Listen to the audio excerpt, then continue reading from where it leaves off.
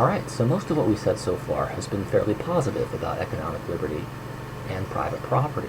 We've said that private property plays a role in supporting important values as well as providing a domain within which we can exercise our freedom. It provides economic liberty, provides space away from the government to order our own economic affairs and pursue our own plans of life. Both Locke and Bethel and Schmitz and all the folks who've been reading seem to have more or less positive things to say about property and economic liberty. But, as you well know, many people are critics of both economic liberty and private property. One of the major critics is Karl Marx, and so it's to his critique of capitalism that we're now going to turn.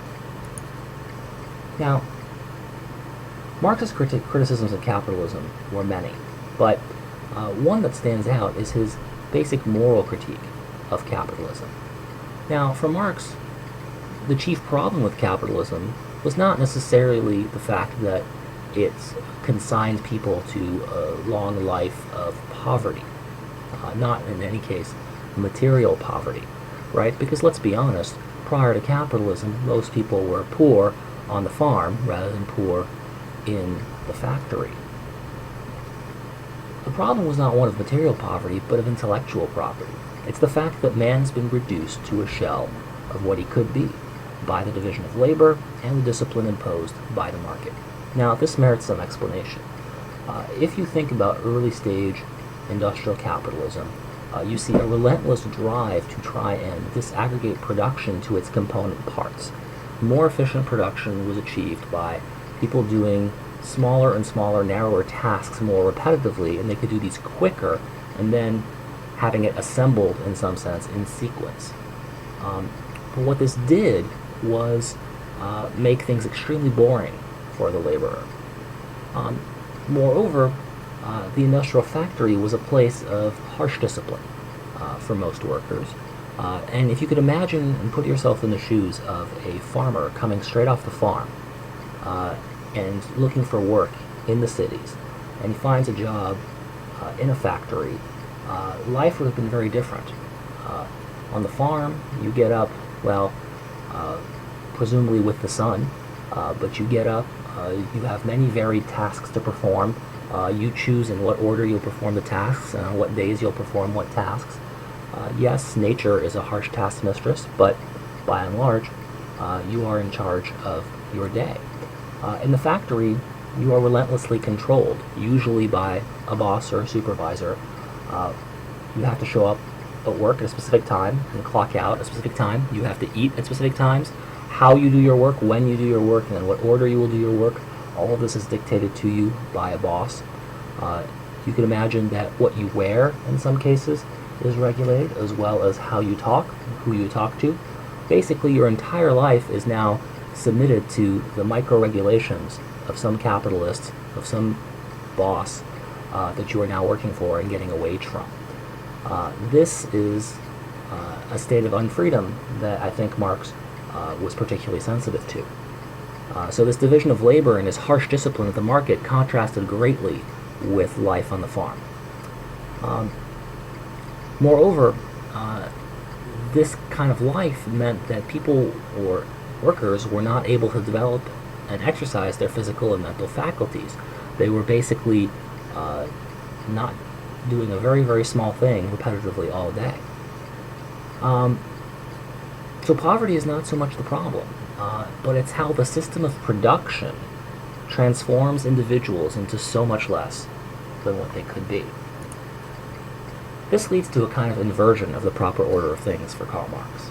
Instead of the economy existing to satisfy human beings and their wants and needs, human beings are in some sense subservient or slaves to the economy.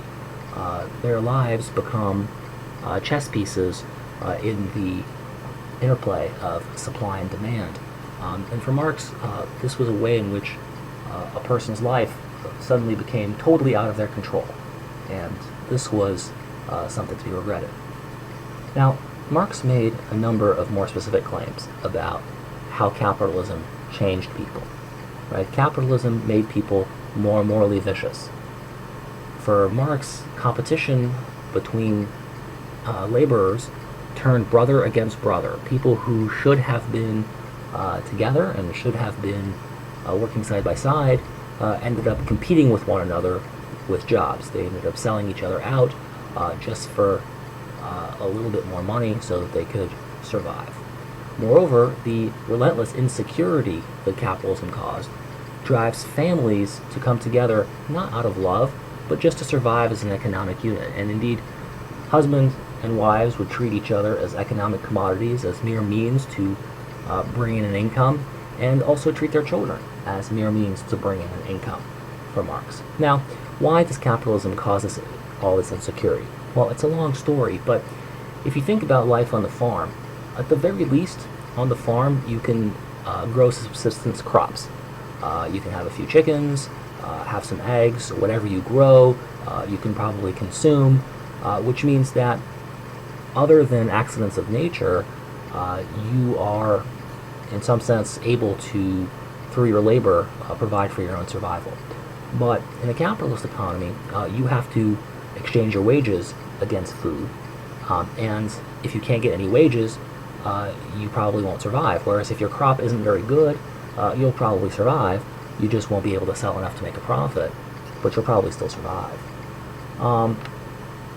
So a further criticism for Marx is that people in capitalism practice their crafts for a profit, not for the sakes of practicing their craft. So people are artists because they need to make money, rather than for the sake of their art.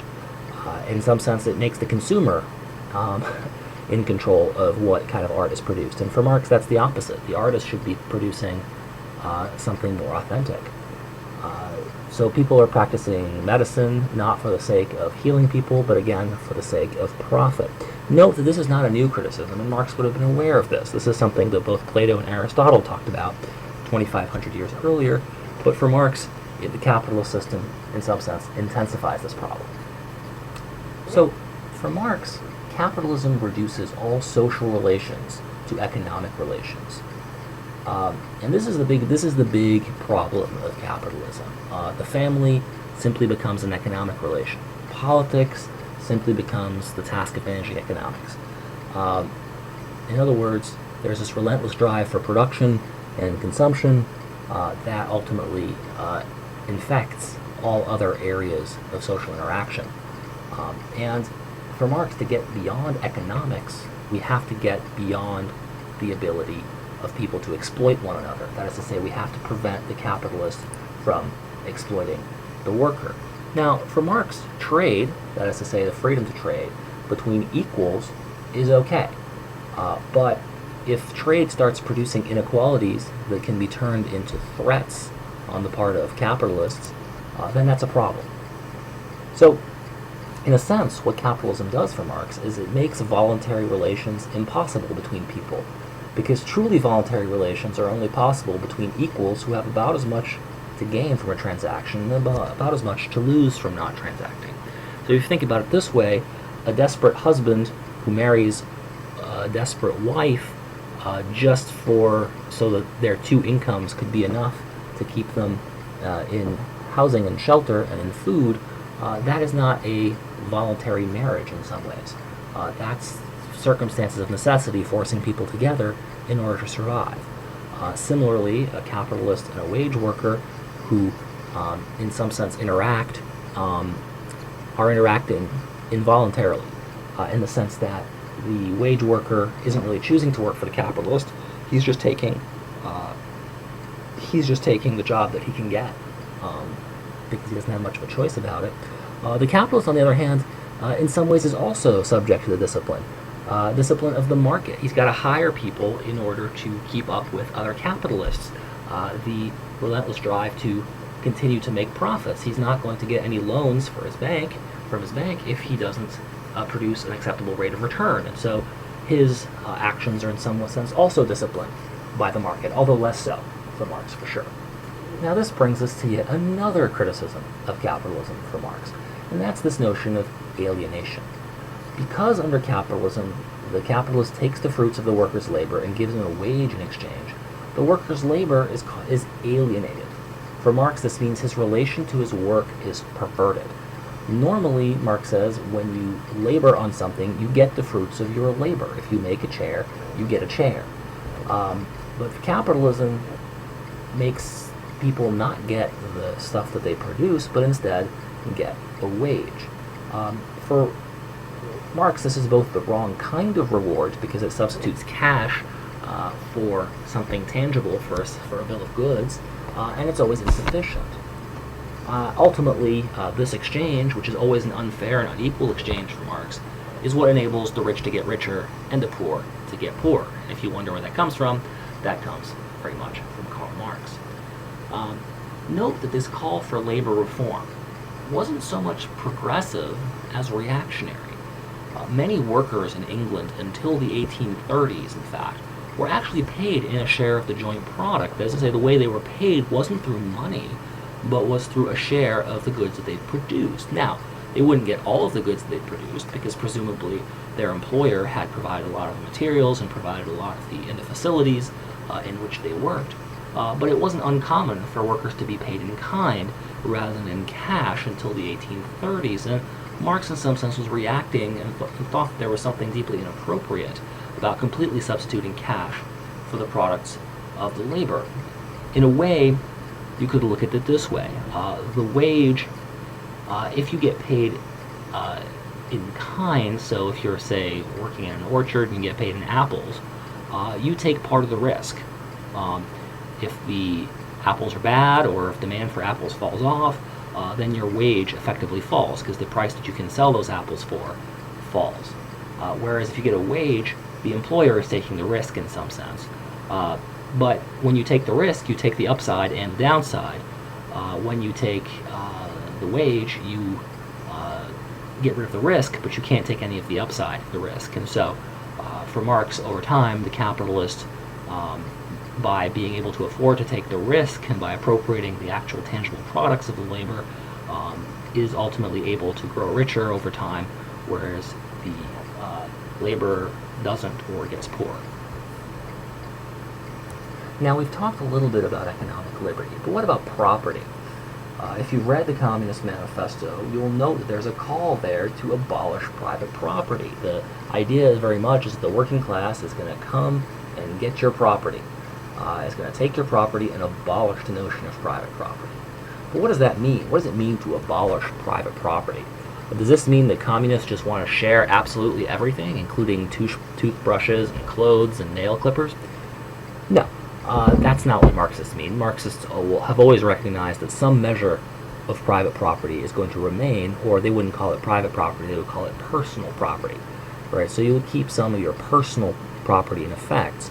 The kind of private property that Marxists object to is the kinds that enable some to purchase the labor of others. So the ownership of the means of production is what needs to be socialized. Not your toothbrush, not even your car probably, but that aspect of capital which enables some people to purchase the labor of others and exchange labor in exchange for wages, that kind of property is the kind of property that should be abolished, or at least it shouldn't be private anymore. It should be public. So this kind of leads us to one of the sort of major Marxist tenets, right, which is the idea of class conflict. Now, for Marx, class conflict exists because some people own the means of production, the capitalists, and others are therefore forced to work for those capitalists. This unequal ownership is the origin of all social problems for Marxists. In fact, there isn't a social problem out there that can't be traced back to this fundamental inequality. So for Marxists, what needs to be abolished is the ability to turn ownership of stuff, property, into power or unfair bargaining advantages. And for Marx, there's only one way this can be done, and that's by making everybody an equal owner of property. Now, socialists often diagnose the problem in the same way, but non-Marxist socialists don't always believe that the solution has to be universal equal ownership. They might see, for instance, heavy state regulation as a possible alternative to abolishing all private property.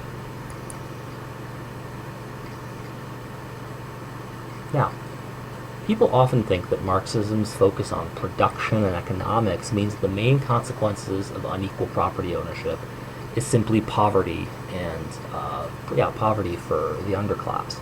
And let's be honest, that was one of the main focuses. But let's not forget that for Marxists, there are also political, psychological, and cultural problems that flow from this as well. So let's take the case of racism. Why does racism come from capitalism? Well, for Marx, racism comes from capitalism because the owners of the means of production don't want any competition, and they certainly don't want anybody to become aware of the mechanism through which they make their money, and so they find a clever scapegoat, namely people who are foreign, people who are of different races, people who are, in other words, easy scapegoats.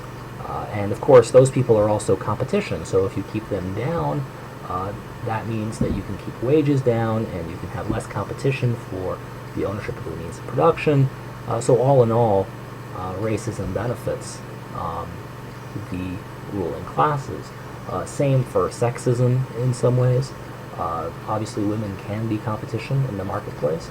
Moreover, the ability to dominate women for Marxists and for many Marxist feminists is a way in which the male worker can transfer his bitterness towards his employer to a weaker party that he can then take out his frustrations on, namely his wife or his girlfriend or what have you. And so women would be treated better if workers were treated better on the Marxist view.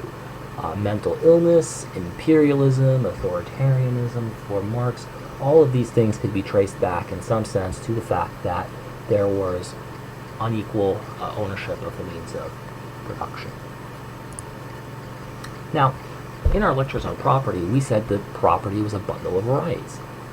What Marxism does with respect to property is it assigns different people to control different aspects of the bundle. In some ways, it's a way of radically disaggregating this bundle of rights. So it's true that under a Marxist economy, someone has to manage the property. There have to be some people who are managers and other people who work. But that doesn't mean that those managers have a right to profit unequally. So the right to use or manage is divorced from the right to profit. Someone's going to have a right to use that property, but using that property, for instance, could be conditional on collective approval or who needs it most. No one needs to have a right to buy or sell this sort of property, right? So you can have a property right without the right to buy or sell. And finally, its profits are to be shared equally, or at least consistently, with the moral equality of persons, so perhaps according to need, as Marx suggested, right? From each according to their ability, to each according to their need. So again, all of this is a way of not necessarily it's a way of abolishing the concept of property, right, by disaggregating it into its little pieces. Okay, one last remark. Marx's challenge to liberalism provoked two main kinds of responses on the part of liberals. So liberals didn't just stand there and just deny that Marx was onto anything or that Marx had any valid points whatsoever. They often chose to reform their liberalism by trying to diffuse some of the criticisms that Marx underlined. One kind of liberalism is sometimes called egalitarian liberalism, and if today, when people on the right complain about those liberals, they're usually complaining about egalitarian liberals. Egalitarian liberals chose economic reforms that would ultimately reduce the economic leverage of capitalists. So they wanted to maintain the basic structure of private property and economic liberty, but put economic reforms in place that address some Marxist concerns. So for example, this included government support of unions, which would reduce the bargaining power of capitalists, government participation in business in some sense. In order to keep those businesses accountable, the government takes partial ownership of businesses, establishing a strong safety net, which gives workers alternatives to working for a capitalist, at least in the short term, widespread labor market regulations, publicly fund political campaigns, and supporting worker participation in business decisions. So And many of these reforms have been carried out to varying degrees in the social democracies of Western Europe. The fundamental goal of egalitarian liberals, I think, is to reduce economic inequalities, those economic inequalities that prevent the least well-off from enjoying their freedom. Classical liberals have had a different response to Marx. They preferred political reforms to try not to eliminate economic power, but to make that economic power less important, or maybe even irrelevant. Classical liberals supported more governmental transparency, pro-competition regulation that would itself discipline the capitalists, more business, bank, financial market, and campaign finance transparency. Against all of these things are there to prevent businesses from colluding with one another. A slightly weaker safety net, and more recently they've been promoting productivity-enhancing measures like more job training to make people more valuable to employers, as well as support from labor mobility, so the ability, as well as support for the ability of workers to move around, both domestically and internationally, in search for the best opportunities. The goal here, again, is not to eliminate inequalities, but to try as much as possible to make them non-threatening to those who are the least well off. So my question to you guys is, do you find these responses convincing?